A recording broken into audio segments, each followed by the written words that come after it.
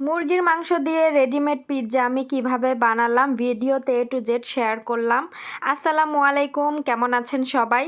তো আজকে আমি রেডিমেড পিৎজা বানাবো। তো পিৎজার জন্য এখানে আমি রেডিমেড যে পিৎজার যে ময়দাটা, ওইটা মানে রুটির মতো বড়, ওইটা রেডিমেড কিনে নিয়ে আসছে। তো ওইটা আমি বের করে নিছি।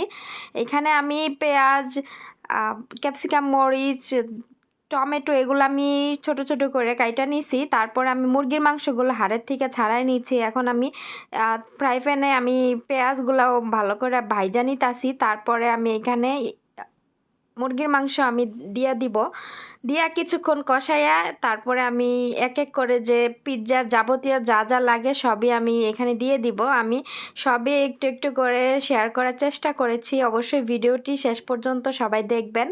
তো আমি এখানে হাড় ছাড়ানো মুরগির মাংস আমি ছোট ছোট করে কাইটা নিছি। তো পিৎজার মধ্যে এইভাবে মুরগির মাংস দিলে কিন্তু অনেক বেশি মজা লাগে। পিৎজা কিন্তু সবজি দিয়েও মাশরুম দিয়েও বানানো যায়, আবার মুরগির মাংস দিয়েও বানানো যায়। যার যেটা যেভাবে খেতে ইচ্ছে করে সে সেভাবে বানায়।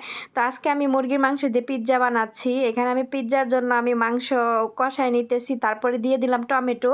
এখন টমেটোটাকেও আমি ভালো করে এখানে ভাজা নিব। তারপরে আমি এখানে উপরে লবণ দিয়ে দিলাম। লবণ দেওয়ার পরে কিছুক্ষণ লাড়াচাড়া দিব।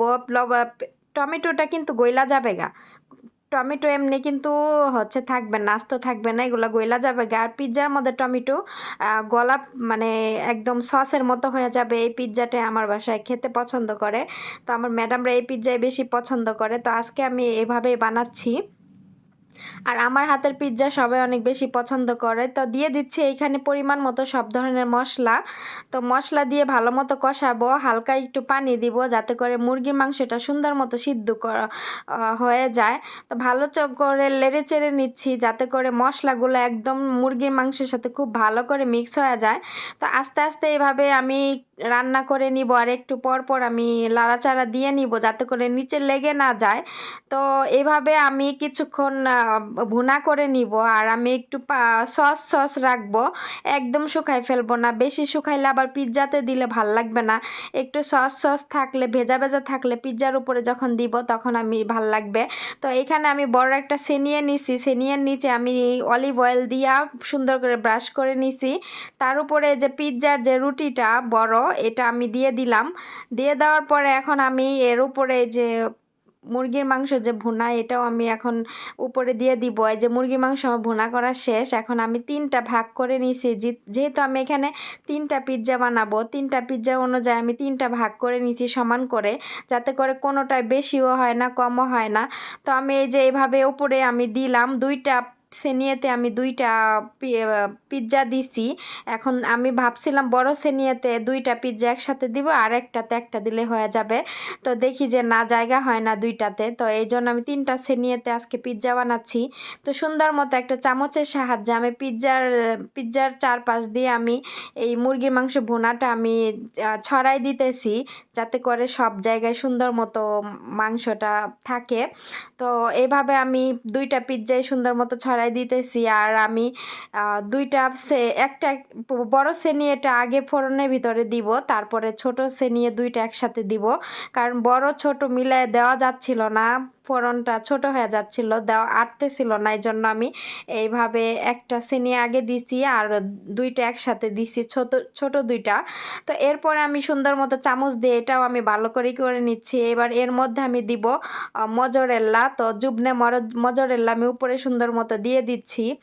তো মজরেল্লাটা অনেক দিন ধরে ফ্রিজে ছিল, এজন্য একটু কেমন যেন হয়ে গেছে।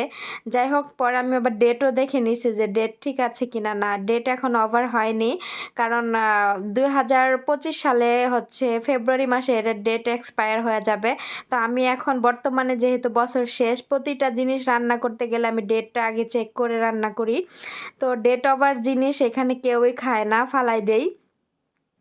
তো কয়েকদিন পর আমি এই মাস শেষের আগে 2 দিন আগে আমি আবার রান্নাঘরে সব কিছু চেক করব ডেট হয়েছে ঠিক আছে কিনা।